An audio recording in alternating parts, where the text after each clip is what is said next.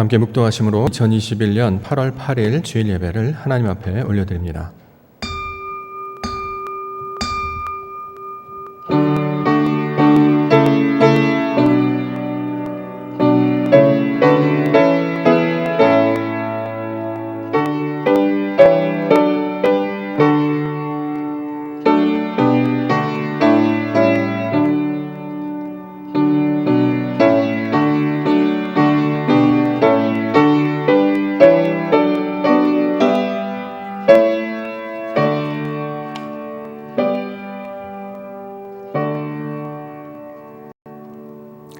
이스라엘 하나님 여호와여, 천지에 주와 같은 신이 없나이다. 주께서는 온 마음으로 주의 앞에 행하는 주의 종들에게 언약을 지키시고 은혜를 베푸시나이다. 아멘. 거룩하신 하나님의 사람으로 우리를 부르시고 하나님을 예배하는 자로 서게 하여 주신 은혜를 감사합니다. 이 시간 우리 안에 모든 것들을 내려놓게 하여 주시옵소서. 오직 성령과 진리로만 충만한 시간 되게 하여 주시옵소서. 하나님께서 말씀하여 들려주시는 진리로 우리를 인도하사 그 놀라우신 하나님을 알게 하시고 주께서 원하시는 성품들로 우리의 속사람을 채워주심으로 하나님의 마음을 품고 알게 하여 주시옵소서. 선하시고 기뻐하시고 온전한 뜻이 무엇인지 깨닫고 분별하는 소망의 시간이 되게 하여 주시기를 간절히 바라고 원하올 때에 우리 구주 예수 그리스도의 이름으로 간절히 기도 올리옵나이다. 아멘. 찬송가 5장입니다.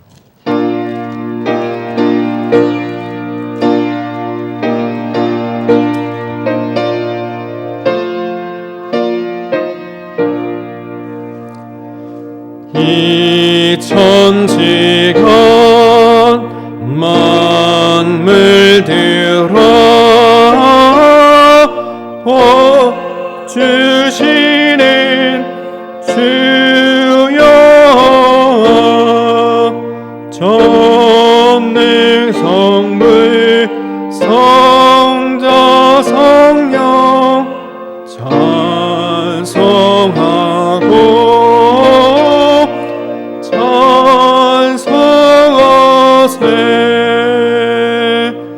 아멘.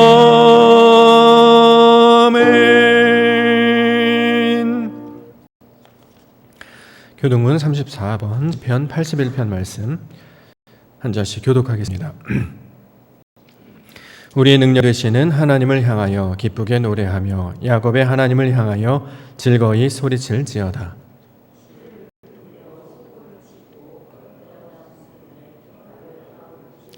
초로와 보름과 우리의 명절에 나팔을 불지어다.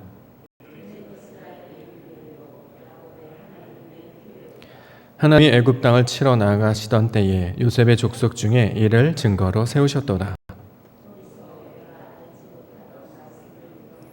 이르시되 내가 그의 어깨에 짐을 벗기고 내가 고난 중에 부르짖음에 내가 너를 건졌고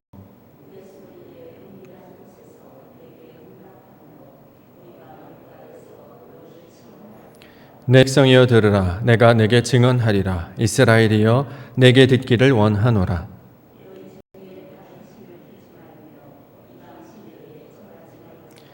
나는 너를 애굽 땅에서 인도하여 낸 여호와 내 하나님이니 내 입을 크게 열라. 내가 채우리라 하였으나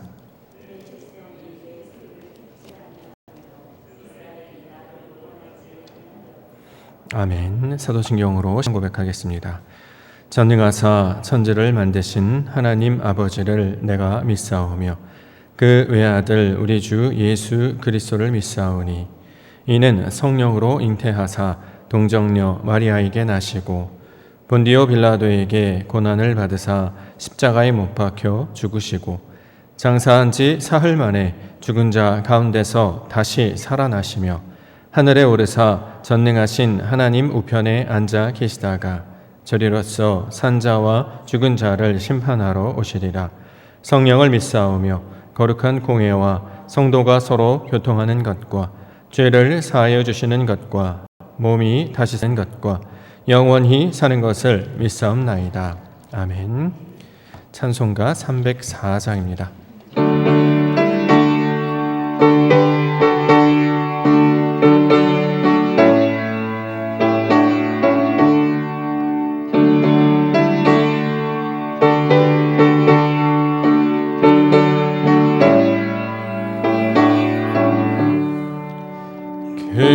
크신 하나님의 사랑 말로 다 영영 못하네. 저 높고 높은 별을 넘어 이 낮고 낮은 땅 위에 제 맘한 영혼 구하여 그 아들 보내사 화목제물 삼으시고 죄 용서하셨네. 하나님 그 신사랑은 증량 다 못하네. 영원히 변치 않는 사랑 성도여 찬양하세. 괴로운 시절 지나가고 땅 위에 영화제할 때 주 믿지 않던 영혼들은 큰 소리 외쳐 울어도 주 믿는 성도들에게 큰 사랑 베푸사 우리의 죄 사했으니 그네 잊을까. 하나님 크신 사랑은 증량 다 못하네. 영원히 변치 않는 사랑 성도여 찬양하세. 하늘을 두루마리 삼고 바다를 먹물 삼아도 한없는 하나님의 사랑 다 기록할 수 없겠네. 하나님의 크신 사랑 그 어찌 닿았을까. 저 하늘 높이 쌓아도 채우지 못하리. 하나님 크신 사랑은 증량 다 못하네. 영원히 변치 않는 사랑 성도여 찬양하세. 임명규 장로님께서 대표기도 인도하시겠습니다.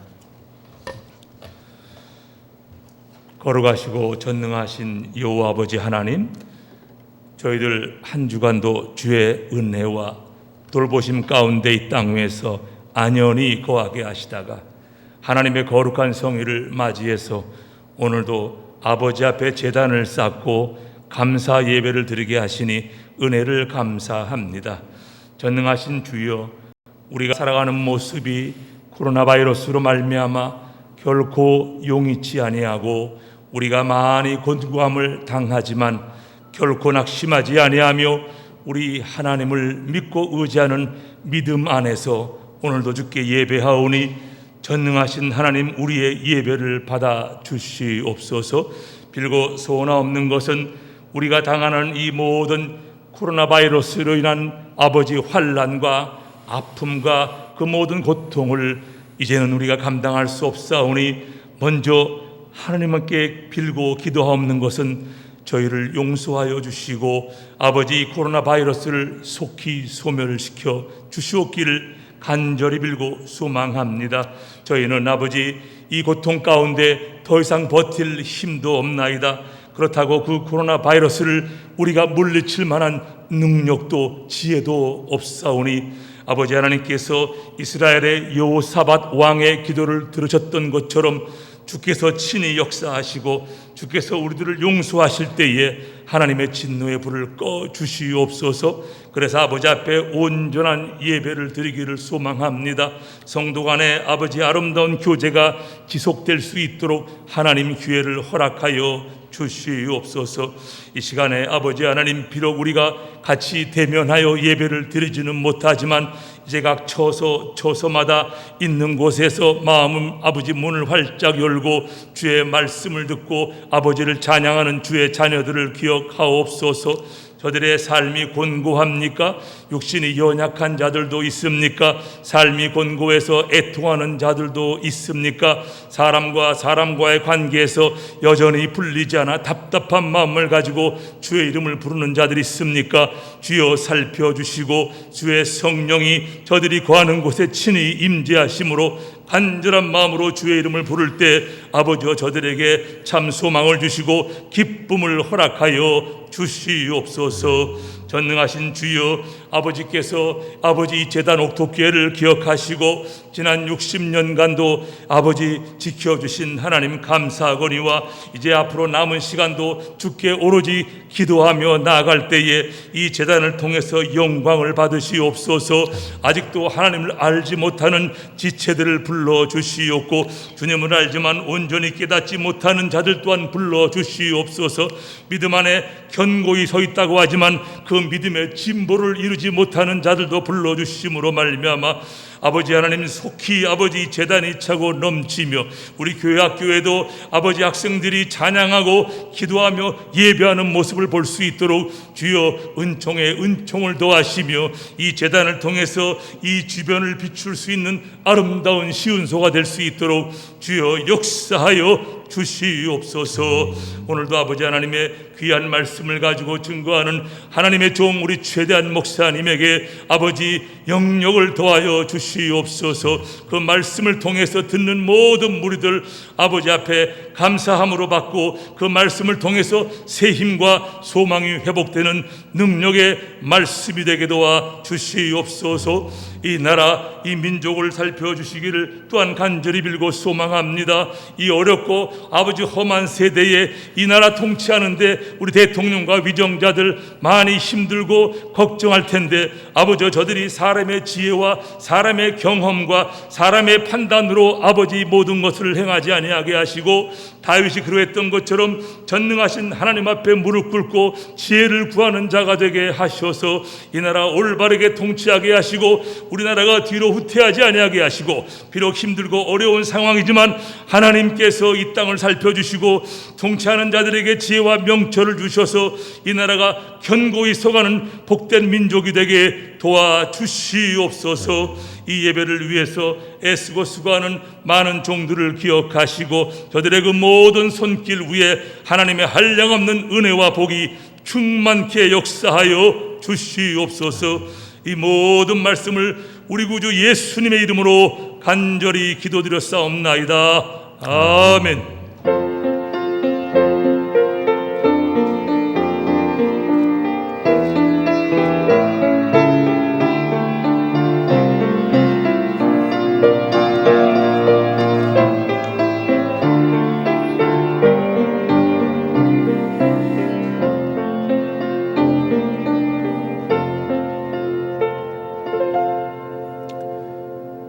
하나님 말씀 역대하 6장입니다.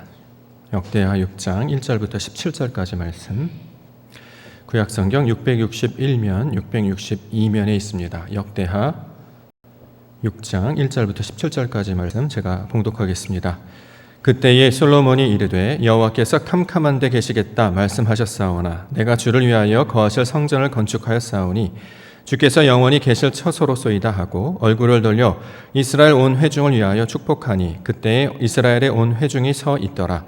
왕이 이르되 이스라엘 하나님 여호와를 송축할지로다. 여호와께서 그의 입으로 내 아버지 다윗에게 말씀하신 것을 이제 그의 손으로 이루셨다 이르시기를 내가 내 백성을 애굽 땅에서 인도하여 낸 날부터 내 이름을 둘 만한 집을 건축하기 위하여 이스라엘 모든 지파 가운데서 아무 성읍도 택하지 아니하였으며 내 백성 이스라엘의 주권자가 될 사람을 아무도 택하지 아니하였더니 예루살렘을 택하여 내 이름을 거기 두고 또 다윗을 택하여 내 백성 이스라엘을 다스리게 하였노라 하신지라. 내 아버지 다윗이 이스라엘의 하나님 여호와의 이름을 위하여 성전을 건축할 마음이 있었더니 여호와께서 내 아버지 다윗에게 이르시되 내가 내 이름을 위하여 성전을 건축할 마음이 있으니 이 마음이 내게 있는 것이 좋도다. 그러나 너는 그 성전을 건축하지 못할 것이요 내 허리에서 나올 내 아들 그가 내 이름을 위하여 성전을 건축하리라 하시더니 이제 여호와께서 말씀하신 대로 이루셨도다. 내가 여호와께서 말씀하신 대로 내 아버지 다윗을 대신하여 일어나 이스라엘 왕위에 앉고 이스라엘의 하나님 여호와의 이름을 위하여 성전을 건축하고 내가 또 그곳에 여호와께서 이스라엘 자손과 더불어 세우신 언약을 넣은 궤를 두었노라 하니라. 솔로몬이 여호와의 제단 앞에서 이스라엘의 모든 회중과 마주서서 그의 손을 펴니라. 솔로몬이 일찍이 노스로 대를 만들었으니 길이가 5규빗이요 너비가 5규빗이요 높이가 3규빗이라. 가운데에 두었더니 그가 그 위에 서서 이스라엘의 모든 회중 앞에서 무릎을 꿇고 하늘을 향하여 손을 펴고 이르되 이스라엘의 하나님 여호와여 천지에 주와 같은 신이 없나이다. 주께서는 온 마음으로 주의 앞에서 행하는 주의 종들에게 언약을 지키시고 은혜를 베푸시나이다. 주께서 주의 종 내 아버지 다윗에게 허락하신 말씀을 지키시되 주의 입으로 말씀하신 것을 손으로 이루심이 오늘과 같으니이다. 이스라엘의 하나님 여호와여 주께서 주의 종 내 아버지 다윗에게 말씀하시기를 내 자손이 그들의 행위를 삼가서 내가 내 앞에서 행한 것 같이 내 율법대로 행하기만 하면 내게로부터 나서 이스라엘 왕위에 앉을 사람이 내 앞에서 끊어지지 아니하리라 하셨사오니 이제 다윗을 위하여 그 허락하신 말씀을 지키시옵소서. 그런즉 이스라엘 하나님 여호와여 원하건대 주는 주의 종 다윗에게 하신 말씀이 확실하게 하옵소서. 아멘. 역대하 6장 1절부터 17절까지 본문입니다. 주와 같은 신이 없나이다. 주와 같은 신이 없나이다 라고 하는 말씀의 제목입니다. 주와 같은 신이 없다 이렇게 솔로몬이 지금 고백하고 있습니다. 14절에 나와 있습니다. 14절 말씀 이르되 이스라엘의 하나님 여호와여 천지에 주와 같은 신이 없나이다. 주께서는 온 마음으로 주의 앞에서 행하는 주의 종들에게 언약을 지키시고 은혜를 베푸시나이다. 이렇게 솔로몬이 증거하고 있습니다.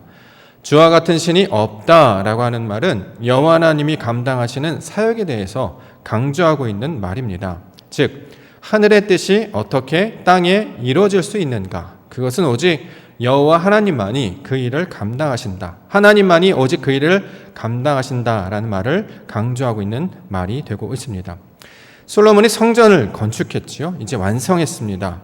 또한 우리가 성경을 통해 살펴본 것처럼 노아도 방주를 완성했습니다. 언뜻 보면 솔로몬이라고 하는 사람이 성전을 건축하고 또 노아라고 하는 사람이 방주를 완성한 것 같은데 실제로는 이 모든 일이 다 하나님의 계획이었고 하나님의 인도하심이었고 하나님께서 이 일을 통해 완성하시는 하나님의 사역이었음을 이 직접 감당했던 사람들은 고백하고 있다라는 거죠. 주와 같은 신이 없다라고 하는 것, 이 일이 내가 한 것이 아니고 바로 하나님이 하신 일이다.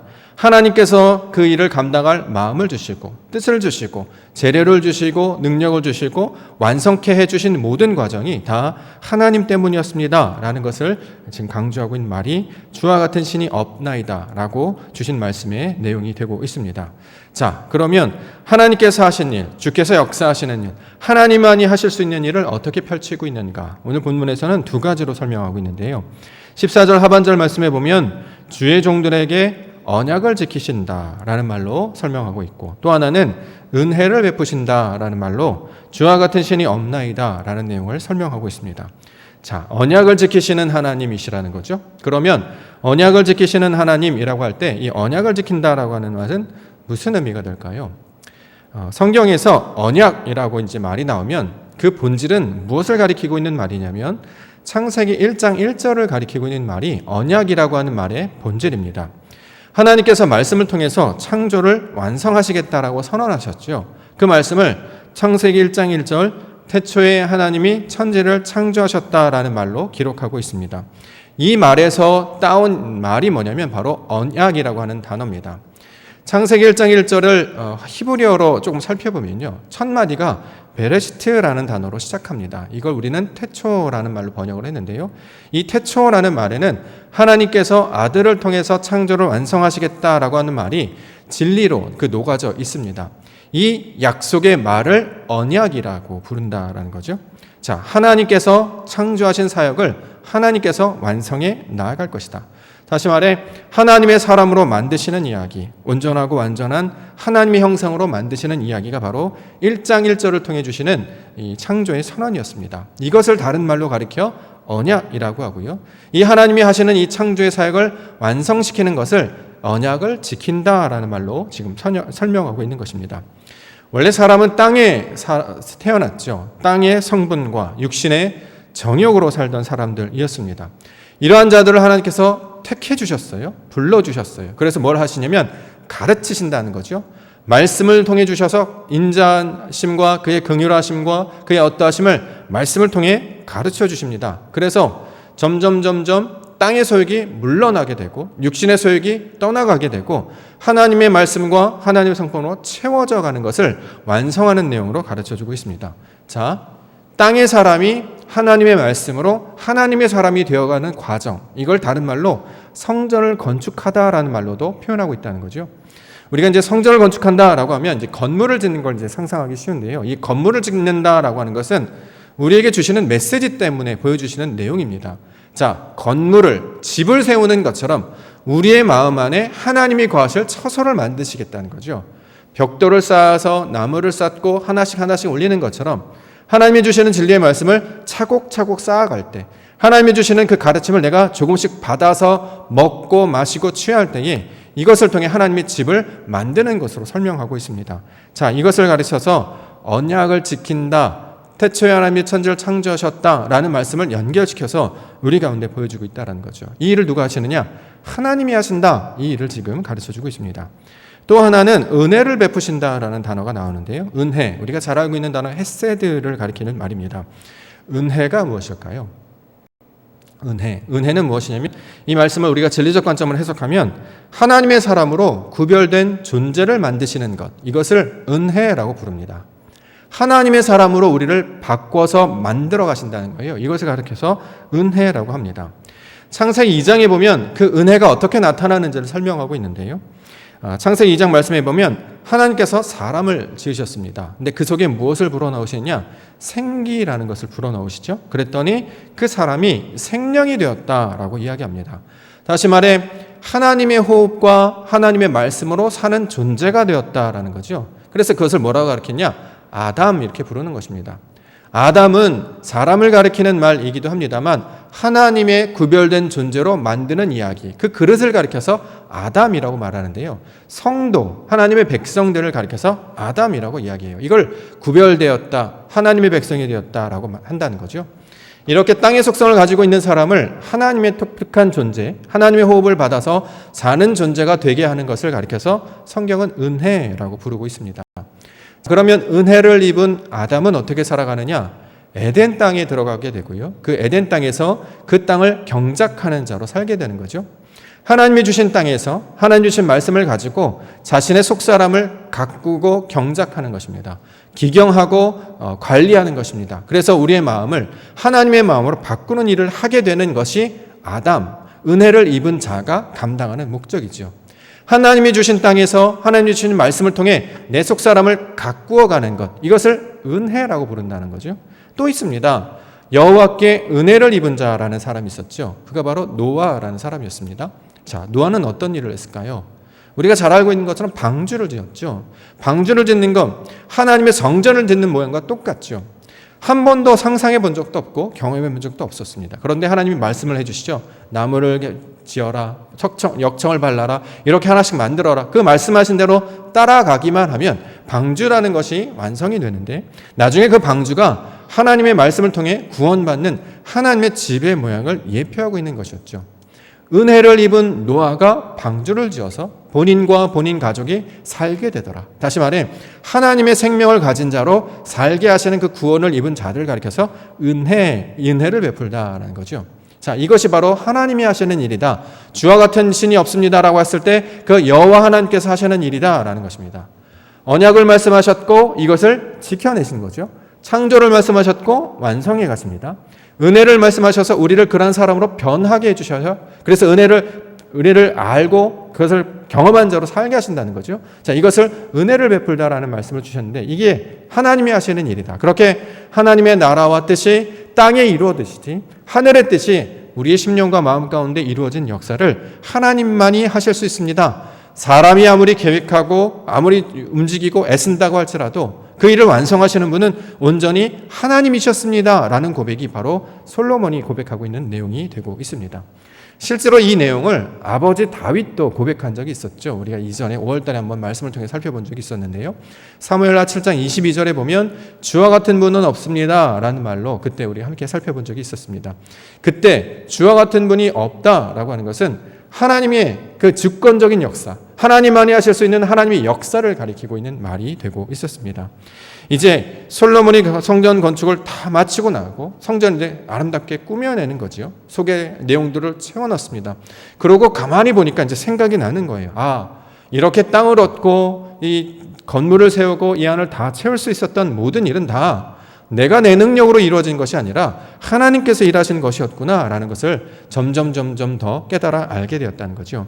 실제로 성전을 건축할 마음을 주신 것도 솔로몬이 마음이 아니고 아버지 다윗에게 먼저 주셨던 마음이었고, 또 솔로몬이 성전을 짓기 위해서 많은 재료가 필요했는데 그 재료도 준비한 것이 본인이 한 것이 아니라 아버지가 다 미리 준비해 놓은 상황이 되었던 거죠.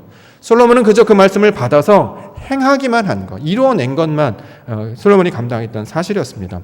자, 이 일을 통해서 이게 바로 하나님이 하시는 일을 보여주시려고 우리 가운데 성전 건축을 말씀하셨구나. 이 일을 지금은 가르쳐 주고 있었다라는 거죠. 우리에게 이제 적용을 해보면요, 우리가 이제 신앙생활에서 하나님의 말씀을 깨닫습니다. 그러면 점점 하나님의 진리의 말씀 우리가 알아가게 되죠. 하나님의 뜻이 무엇인지를 배우게 되고 가르치게 되고 우리가 그것을 알게 됩니다. 그러면 깨닫는 게 뭡니까? 점점 무엇을 깨닫냐면 하나님의 역사하고 계신다는 것을 더더욱 알게 된다는 거죠. 이전에는 내가 일주일 동안 살다가 한날, 한시, 한순간에만 마치 하나님이 도와주시는 것 같았어요. 기도해서 응답하거나 찬양해서 받으신다거나 예배에서 뭔가 응답하시거나 그러면 그때만 하나님이 계셨고, 뭔가 극적이고 드라마틱하고 뭔가 특별한 일이 나타날 때에만 이게 바로 하나님이 하신 일이었다라고 생각했는데, 하나님의 것을 점점 더 알게 되고 하나님의 마음을 품게 되고 하나님이 생각하신 뜻과 내 뜻이 점점 같아지게 되어서 성전이 완성이 됨으로 말미암아 하나님의 마음을 다 깨달았더니 어떻게 되느냐, 온 세상이 펼쳐지시는 모든 순간 분처 상황이 다 하나님의 일이었구나. 지금 그것을 고백하고 있는 것이 솔로몬의 고백이 내용이 되고 있다라는 거죠. 그러므로 신앙이 우리가 깊어지면 깊어질수록 더 하나님을 발견하게 되고요, 하나님의 뜻하심을 알게 되는 거지요. 그래서 그 역사하심이 단 한순간도 우리의 생각에서 벗어나지 않았고, 단 한순간도 주무시지도 졸지도 쉬지도 않으시고 항상 우리와 함께 하셨음을 알게 되는 일, 성전을 건축하고 나니까 알게 된 거예요. 해보니까 이게 내가 한 것이 아닌데 다 하나님께서 해주셨고 이걸 가르쳐 주시려고 지금 이 일을 보여주시는 거구나라는 것을 솔로몬의 목숨을 통해서 보여주셨다는 거죠. 우리 신앙을 통해서 역사하는 것을 한 주간을 살건 1년을 살건 3년을 살건 어떠한 경우를 통해서 늘상 깨달아야 될 말씀은, 이 모든 일을 우리 하나님이 주관하시고 이 모든 일을 인도하시고 마침내 하나님이 어떤 것들로 채워질 것을 약속하고 계시기 때문에 그것을 발견하고 깨닫는 것으로 그 성전 건축을 우리 가운데 가르쳐주고 있는 것입니다. 그러므로 주와 같은 신이 없다라고 고백할 수 있는 고백을 누구에게 요청하느냐, 이제 그 아버지 다윗이 했던 고백을 그 아들 솔로몬이 하고 있는 것처럼 그 말씀을 듣고 품는 자, 바로 영적 아들이 된 저와 여러분들에게도 동일한 고백으로 이것을 가르쳐주고 있다는 거죠. 아버지의 말을 배우는 것이 아들이잖아요. 아들이 주와 같은 분은 없습니다라는 말을 아버지께 배웠어요. 그러면 우리도 주와 같은 분이 없습니다라는 말을 배워서 할 수 있어야 되는 거잖아요. 그런데 이것을 단순히가 지식적으로 성경 몇 장 몇 절에 이 일이 있었어, 주와 같은 분은 없어 라고 고백했던 것을 입으로만 고백하는 게 아니라 우리의 전인격적인 경험을 통해서 고백하게 하실 거라는 거죠. 이 말씀을 들은 자들은 그 말씀을 듣고 마음 가운데 새겨내는 거예요. 그 말씀 마음 가운데 품고 주와 같은 분은 없습니다, 하나님과 같은 분은 없습니다 라는 말씀을 내 마음 가운데 새기니 하나님 그 약속대로 이루어 주시옵소서. 언약을 지키시는 분, 은혜를 베푸시는 분이라고 말씀하셨으니 그렇게 우리 마음 가운데 채워지게 해서 마침내 그 똑같은 고백을 우리에게 하여 주실 줄 믿습니다. 이것을 우리에게 요청하고 있는 말씀으로 우리가 받기를 원합니다. 주 같은 분은 없습니다. 감동이잖아요. 감탄이죠. 놀라움이죠. 그것을 할 날을 보여주시겠다는 거 아닙니까? 이것을 우리 가운데 말씀하고 있다는 거죠. 보이지 아니하는 그 하나님의 놀라운 역사가 우리의 눈으로 직접 보게 되는 그 놀라운 영광의 경험, 듣기만 하였사오나 눈으로 직접 보게 되는 그 영광의 경험을 이 말씀을 통해서 가르쳐주고 있습니다. 솔로몬에게 고백했던, 하나님께 고백했던 이 고백의 말씀을 우리 마음 가운데 새기고 다시 한번 그 하나님의 영광이 나타남, 그 언약을 온전히 이루시고 완전히 이루셔서 우리를 하나님의 온전한 백성으로 은혜 베푼 자로, 다시 말해 사는 백성으로 살게 하시는 그 하나님을 경험하게 될 줄을 하나님께서 우리 가운데 말씀하고 있습니다. 이 말씀 붙잡고 다시 한번 말씀과 약속을 붙들고 소망 가운데 나아가는 우리 말씀의 시간이 되기를 간절히 소망합니다. 자, 내용을 조금씩 살펴보도록 하겠습니다. 그러면 우리에게 이 말씀을 주셨어요. 주와 같은 분은 없습니다 라는 고백을 아버지 때로부터 들었고 아들이 그것을 삶의 체험으로 경험해서 고백하게 됐다는 거죠. 그러면 어떤 과정을 통해서 이런 일을 하게 됐는가, 오늘 본문을 통해서 설명하고 있습니다. 첫 번째는 마음을 주셨다 이렇게 얘기하고 있습니다. 여호와의 이름을 위하여 마음을 주셨다. 6절과 7절 8절까지 보겠습니다. 예루살렘을 택하여 내 이름을 거기 두고 또 다윗을 택하여 내 백성 이스라엘을 다스리게 하였노라 하신지라. 내 아버지 다윗이 이스라엘의 하나님 여호와의 이름을 위하여 성전을 건축할 마음이 있었더니 여호와께서 내 아버지 다윗에게 이르시되 내가 내 이름을 위하여 성전을 건축할 마음이 있으니 이 마음이 내게 있는 것이 좋도다. 이 마음이 내게 있는 것이 좋도다. 좋다라는 말 나왔는데요. 우리가 히브리어로 우리가 자주 봤던 단어죠. 토부라는 단어입니다. 이 좋다라는 말은 무슨 뜻이냐면 우리가 생각하는 좋다가 아니죠. 하나님께서 생각하실 때 보시기에 심히 좋았다라고 할 때 그 좋다라는 뜻인데 하나님의 뜻과 하나님의 섭리대로 만들어지고 그런 것들로 조성되어 갈 때 이것을 성경에서는 좋다, 다른 말로 선하다 또는 아름답다라는 말로 번역하고 있습니다. 하나님의 뜻하신 대로 이루어지는 것이 좋다라는 거예요. 자, 이것이 하나님께서 기뻐하시는 것이죠. 우리 하나님이 기뻐하시고 우리 하나님이 원하시는 것을 좋다라고 얘기하시는데 오늘 본문에서는 마음이 너에게 있는 것이 좋은 것이다라고 지금 이야기하고 있습니다. 하나님의 마음이 너의 마음 안에 있는 것이 하나님이 원하시는 거야, 좋은 일이야 이렇게 말씀하고 있다라는 거죠. 나의 생각과 나의 방법과 나의 뜻이 있었어요. 그런데 그것을 다 벗어버리고 하나님의 방법과 하나님의 뜻과 하나님의 계획대로 이루어지는 것, 이것을 하나님의 마음을 품었다라고 설명을 하고 있는 것이죠. 자, 내가 가지고 있는 마음을 다 허물어버리고 하나님이 주시는 마음으로 세워지는 것, 이걸 성전 건축이라고 말한다는 거예요. 우리 마음 안에 내가 가지고 있는 지식, 내가 가지고 있는 경험, 내가 가지고 있는 방법들을 다 내려놓고 하나님이 말씀하시는 진리, 하나님의 상황을 통해서 또 모든 주변의 것들을 통해서 진리의 말씀을 통해서 역사하신 그 뜻을 붙잡는 것을 가리켜서 마음을 품는다고 얘기하는데 이것을 하나님이 뭐래요? 보시기에 좋았다, 지금 그 이야기를 하고 있다는 거죠. 우리 마음 안에 하나님의 것이 들어오고 하나님의 사람으로 만들어지는 것을 우리 하나님은 기뻐하시고 원하신다라는 것입니다. 실제로 솔로몬이 왕이 된 다음에 가장 먼저 한 것 기억하고 계십니까? 왕이 된 다음에 가장 먼저 한 것이 무엇이었죠? 일천번제를 드렸던 것이었죠. 일천번제, 온전한 제사, 하나님께서 원하시는, 하나님께서 뜻하시는 그 온전하고 완전한 모습으로 그런 존재가 된 것을 가리켜서 일천번제라고 하는데 그 일천번제로 하나님 앞에 서게 되었습니다. 말씀으로만 듣는 것을 끝나는 것이 아니라 그 말씀을 통해서 주시는 하나님의 뜻을 분별하는 자가 됐을 때 이걸 일천번제라고 하는데 그런 모양이 바로 솔로몬이라는 왕으로 우리가 설명하고 있다는 거죠. 자, 그가 왕이 되어서 하나님께 온전한 자가 되어서 번제를 드렸습니다. 그래서 구한 것이 무엇이었습니까? 마음 달라 이렇게 구하고 있다는 거죠. 열왕기상 3장 9절 누가 주의 이 많은 백성을 재판할 수 있사오리까 듣는 마음을 종에게 주사 주의 백성을 재판하여 선악을 분별하게 하옵소서 이렇게 솔로몬이 여호와를 향하여 구하고 있습니다. 자, 듣는 마음을 주십시오 이렇게 구하고 있다는 거죠. 듣는 마음이라는 게 뭘까? 듣는 마음은 다른 것이 아니라요, 하나님의 마음을 가리키는 거잖아요. 이제는 듣지 않았어요. 왜요? 내가 가지고 있는 지식과 경험이 있었기 때문에 다른 걸 들을 필요가 없었습니다. 그런데 왕이 됐단 말이죠. 여기서 이제 왕이라고 하는 것, 우리가 성경을 통해서 이제 이해하고 있는 왕의 개념은 통치하거나 다스리는 왕이 아니고 하나님의 말씀을 듣는 자, 하나님의 말씀으로 구별된 자를 가리켜서 왕이라고 이야기한다고 했잖아요. 솔로몬이 그런 자가 된 거예요. 다윗처럼 하나님이 원하시는 말씀을 온전히 듣고 깨달으려고 나아가는 자가 됐더니 하나님의 마음을 달라 이렇게 기도하고 있다라는 거죠. 이걸 듣는 마음이다 이렇게 이야기하고 있습니다. 이전에는 듣는 마음을 갖기 전에는, 다시 말해 하나님의 마음을 갖기 전에는 내가 생각하는 옳은 것, 내가 판단한 지식, 내가 생각하는 감정, 내가 원하는 의지로 살았던 자였잖아요. 그런데 듣는 마음, 하나님의 마음을 가지고 나니까 자신이 가지고 있는 지식 안에 하나님의 호흡이 붙으니까 이게 지혜가 되는 것이고, 그가 가진 감정 가운데 나타나는 것에 하나님의 말씀, 진리가 붙으니까 뭐예요? 긍휼이 되는 것이고, 자기가 가지고 있는 그 의지 가운데 하나님께서 주신 말씀이 붙으니까 공의, 정의가 된다라는 거죠. 자, 이것을 지금 솔로몬 왕을 통해서 지금 보여주고 있습니다. 성도들이 감당해야 될 것이 무엇이냐? 이 마음, 하나님의 마음을 품는 자가 된다라는 거예요. 우리가 이제 보통 또 마음 그러면 우리가 이제 소위 생각하는 감정적인 마음, 그런 말을 사용하는 게 아니고요. 여기서 말하는 마음이라는 건 쉽게 말해서 하나님의 방법을 가리키는 거예요.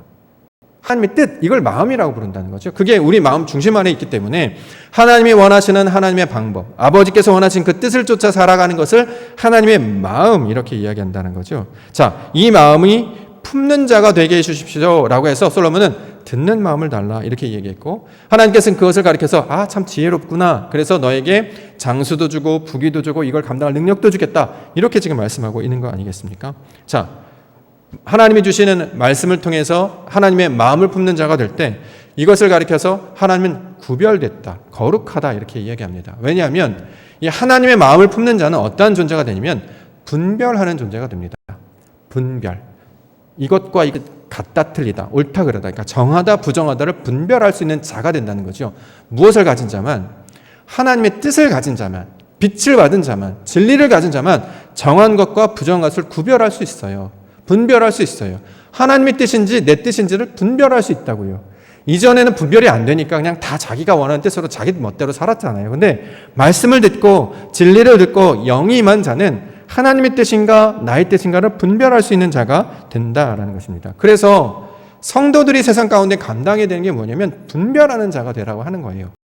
사도도 너희는 거룩한 산제자, 거룩하고 선하시고 온전한 뜻이 무엇인지 분별하라라고 할 때 그 분별이 하나님의 것인가 사람의 것인가, 아버지의 뜻인가 자기의 생각인 걸 분별하는 자가 된다라는 거죠. 그걸 누가 하느냐?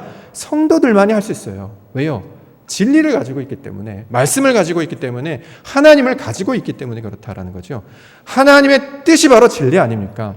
사람들은 다 내 생각이 옳다라고 주장하잖아요. 모든 사람들, 모든 만물들. 그런데 땅에 있는 모든 것들은 하나님께서 투영한 존재에 불과하기 때문에 이건 허상에 불과하다는 거죠. 속이 다 비어 있어요. 온전하지 못합니다. 그렇기 때문에 결론이 다 허무한 것으로 끝나게 해버린다는 거죠.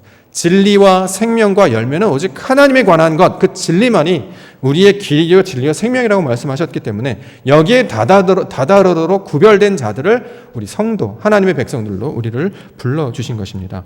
그러므로 하나님께서 주신 그 마음을 품는 자, 하나님의 뜻을 구하는 자, 하나님의 방법을 찾는 자, 하나님의 마음을 내 마음 가운데 품는 자라 성전 건축한 자고, 이것이 솔로몬이고, 이것을 가리켜서 나중에 예수 그리스도의 모습으로 형상화해서 보여준 것입니다.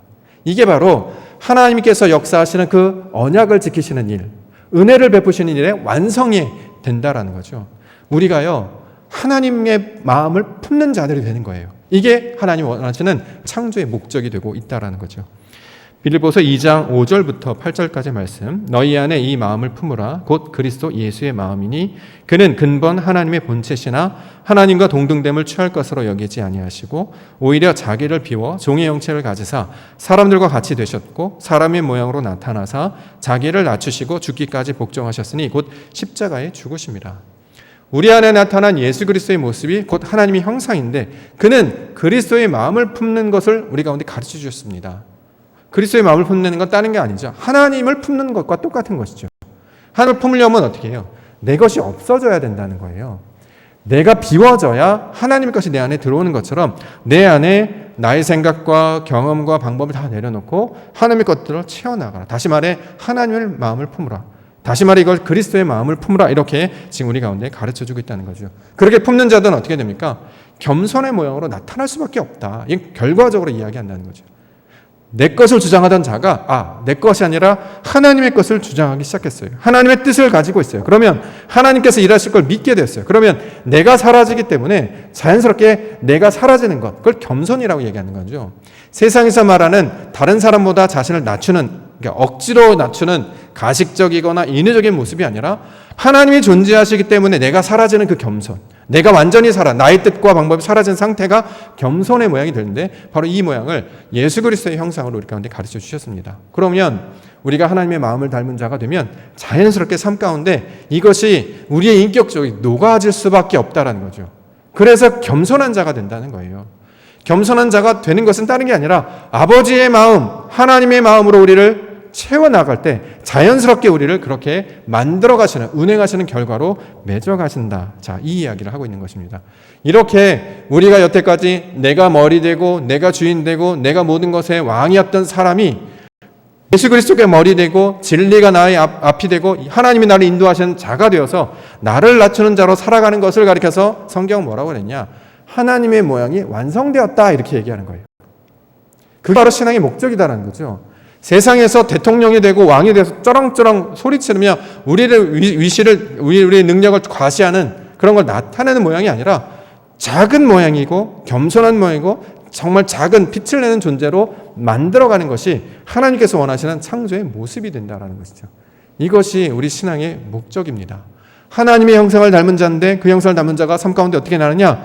자기가 사라지고 하나님만 드러내는 빛의 모습으로, 하나님의 자녀의 모습으로 나타나는 거죠. 이게 아버지가 하시는 일이라는 거예요.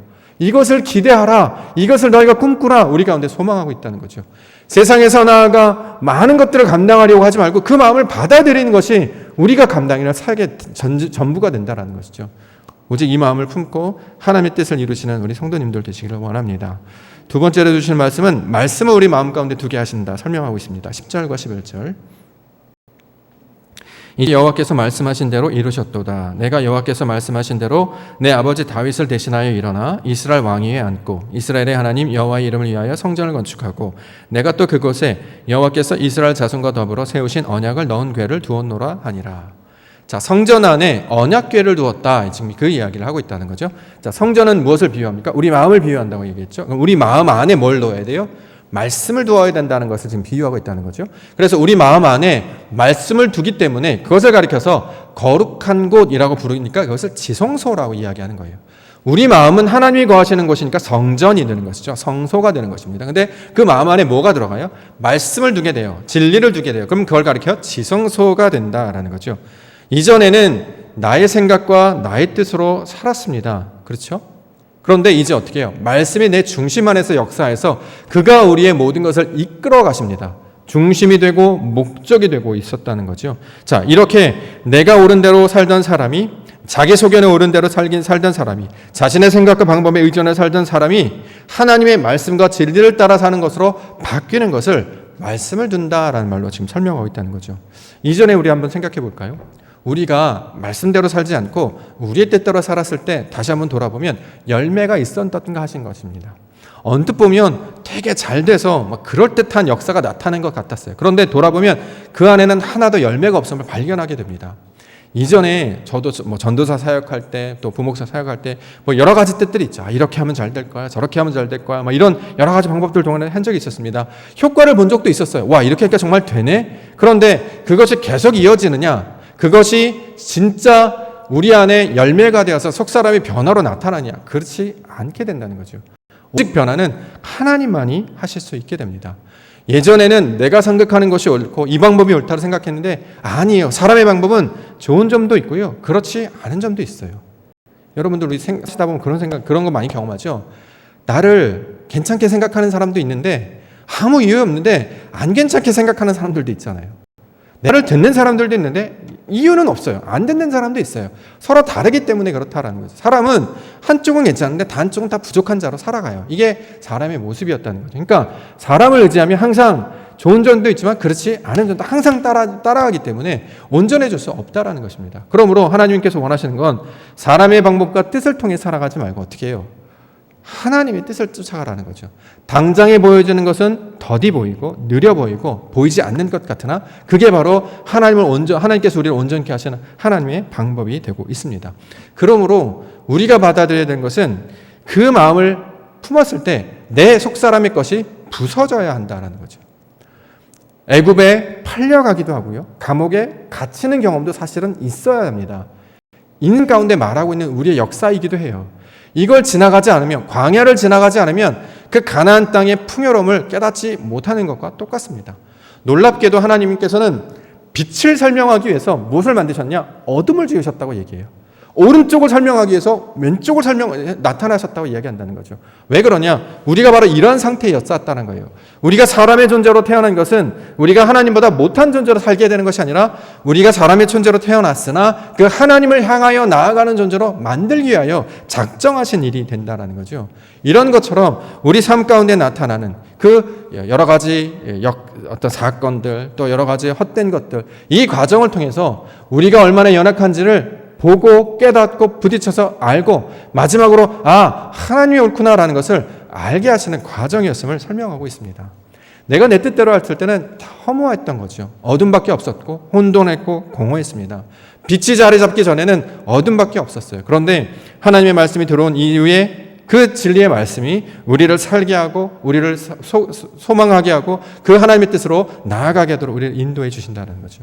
그래서 이전에는 말씀이 없으면요 소망도 없어요. 우리가 보통 이제 기도 제목 볼 때마다 물어보잖아요. 소망. 나중에 뭐가 되고 싶냐? 지금 뭐 하는 기도 제목. 자, 하나님께서는 우리의 문제를 풀어주시기도 하지만 항상 소망도 가지게 해주셨습니다. 우리 안에 신앙이 되살아나고 있다는 것을 어떻게 확인할 수 있느냐? 내 안에 소망이 있는가? 이걸 확인하면 우리가 신앙이 제대로 가고 있는지를 알 수 있습니다. 왜냐하면 성령이 역사하게 되면 자녀들이 예언하고 청년들이 하나님의 환상을 보고 노인들이 꿈을 꾸기 때문이죠. 이걸 다른 말로 소망을 이야기하는 거 아니겠습니까? 아무것도 소망 없는 자, 허무한 자로 살던 자에게 소망이 생기는 자로 살게 해주셨어요. 이 소망은 뭐냐면 약속이 이루어질 것을 보게 될 그 기대를 하는 자가 되게 해주셨다는 거죠. 그래서 우리 마음 가운데 진리의 말씀을 받게 되니까 이게 소망이 되는 거예요. 하나님께서 태초에 하나님 천지를 창조하셔서 내가 이렇게 만들어갈 것이야 라는 것을 내 마음 가운데 품으면 이게 소망이 되지 않겠습니까? 저와 같은 분은 없습니다라는 말씀을 듣는 자와 들었던 자와 가진 자와 그런 말씀을 모르는 자 차이가 나지 않겠습니까? 이 말씀 우리에게 주셨으니까 이걸 그렇게 우리를 만들어 가시겠다는 거야. 나 그렇게 될 줄 믿어. 하나님이 이루실 약속을 내게 주셨으니까 이게 나한테 언약이야 약속이야 붙는 자들은 이게 소망이 된다는 거죠. 그 소망이 된 자는 뭐가 있습니까? 우리 안에 말씀이 있는 거예요. 그래서 이 소망이 된다는 거죠. 이걸 다른 말로 믿음이라고 얘기하지 않습니까? 이걸 다른 표현으로 하면 성경에서는 이렇게 내 안에 내 뜻이 아니라 하나님의 뜻이 들어와서 하나님의 말씀을 붙잡는 걸 가져서 아들을 낳았다 이렇게 얘기해요. 아들을 낳았다. 아들을 품었다. 내 마음 가운데 마리아가 된 거죠. 우리 마음 가운데 말씀이 들어와서 내 안에 그 말씀이 나를 이끌어가는 소망이 되게 하시는 거예요. 그러면 앞으로 어떻게 살아가느냐? 그 아들, 그 열매 맺은 그 말씀이 잉태되어서 태어나게 되죠. 그럼 이게 진리가 되지 않습니까? 그 진리로 살아가는 자로 우리를 바꾸신다는 거죠.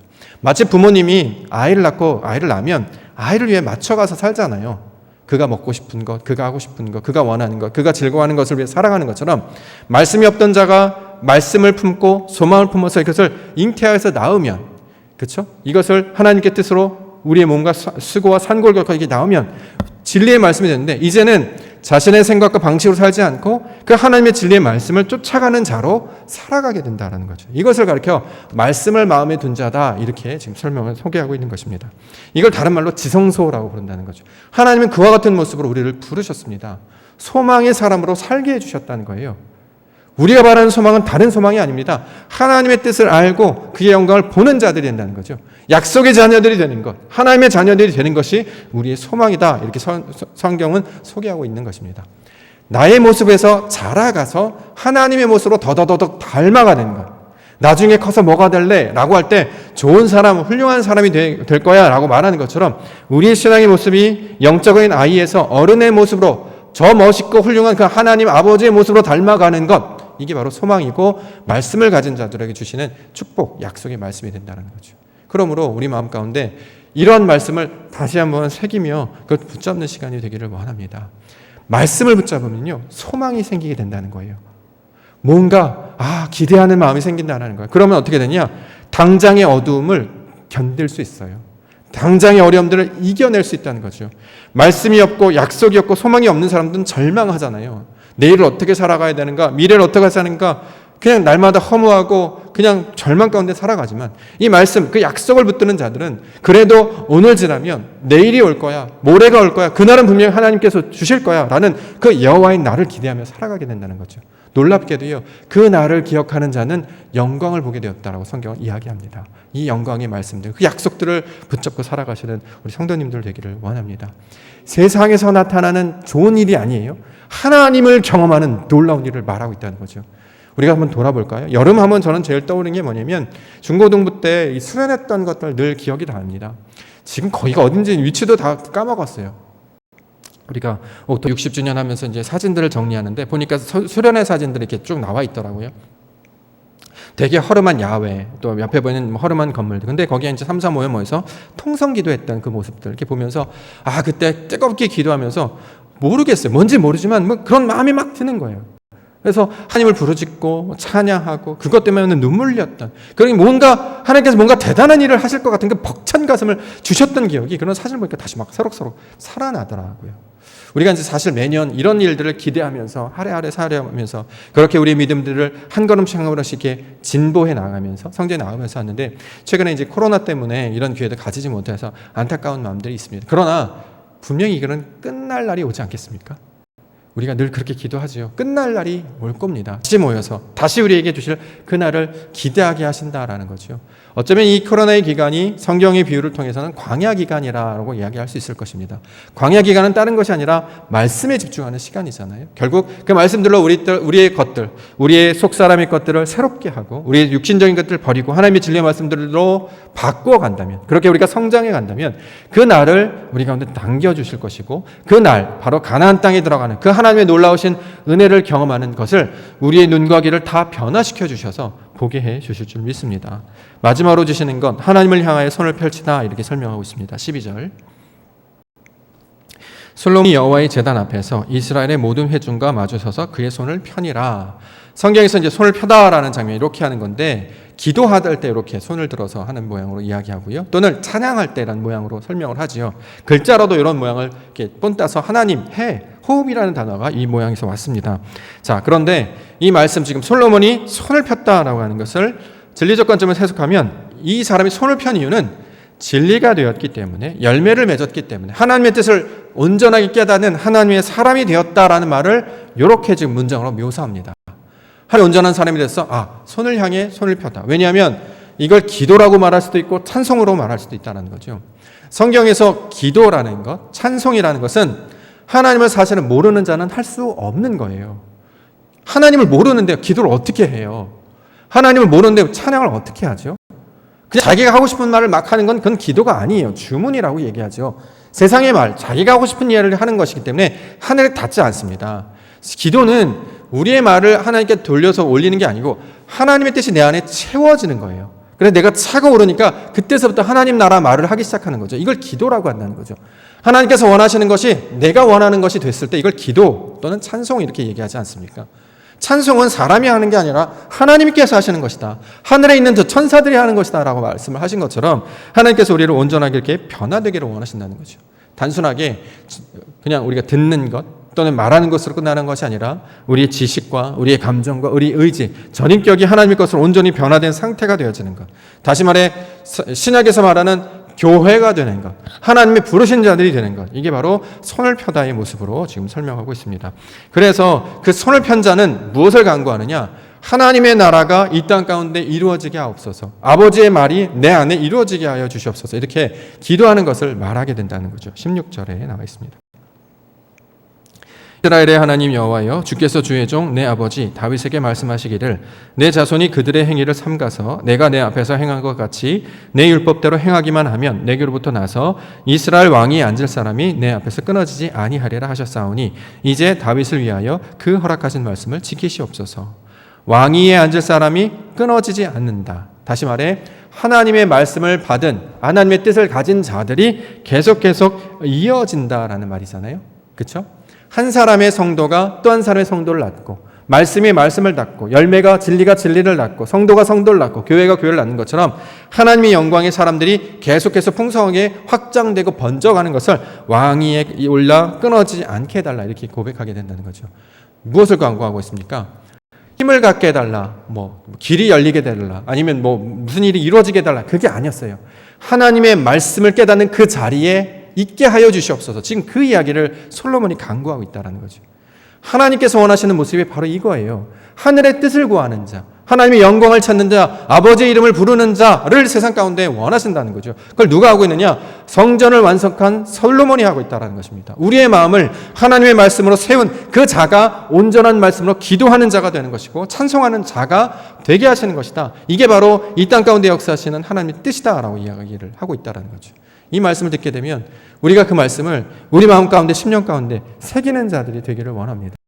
아버지의 말씀을 받아서 내가 그러한 자가 되게 해 주시옵소서. 아버지, 그러한 성도가 되게 하시고 그런 아들이 되게 하시고 그런 교회가 되게 해 주시옵소서. 그래서 다윗 아버지에게 얘기하신 그 영원으로 살게 하신다는 그 말씀, 그 진리로 살게 하는 그 말씀이 나와 우리 가족과 우리 교회와 이 지역에 나타나게 하여 주셔서 하나님의 영광이 이 땅 가운데 이루어진 그 영광을 보게 하여 주시옵소서. 이런 기도에 하는 자로 바뀌게 되는 것, 이것을 주와 같은 신이 없나이다 라고 하는 고백하고 있는 솔로몬의 고백으로 우리 가운데 보여주고 있습니다. 우리는 무엇을 기대하고 무엇을 바라고 무엇을 원하는 자가 되어야 될까요? 성경 계속해서 우리에게 하나님의 이야기를 들려주세요. 그 하나님 이야기를 들려주신 것은 그를 소망하라는 거잖아요. 하나님을 소망하라는 거예요. 아버지를 소망하라는 거예요. 예수 그리스도를 소망하라는 거예요. 왜냐하면 그것을 바라고 원하면 갖게 해주시겠다. 너가 바라고 원하면 그걸 갖게 해주겠다라고 이야기하고 있다는 거죠.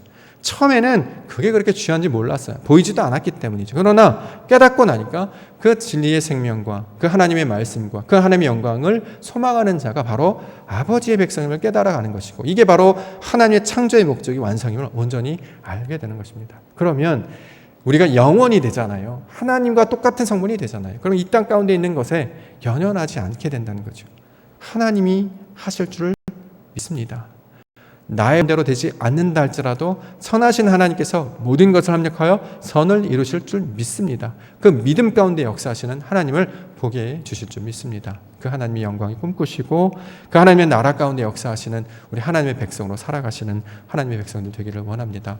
말씀을 사모하셨으면 좋겠습니다. 주시는 말씀을 메시지를 던져주시면 오늘은 내가 저 말씀 붙들어야지.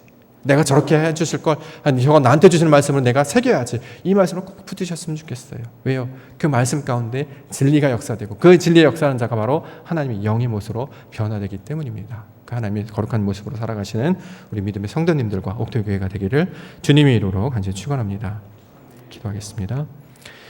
아버지 하나님의 말씀을 통하여서 하나님의 나라를 꿈꾸게 해주셨습니다. 우리의 삶은 비록 연약하고 무디고 넘어질지라도 하나님이 들려주시는 하나님 나라, 그 놀라우신 그 하나님의 은혜는 차고 넘치는 은혜로 들려주십니다. 그것을 소망하게 하시고 꿈꾸게 하여 주시옵습니다.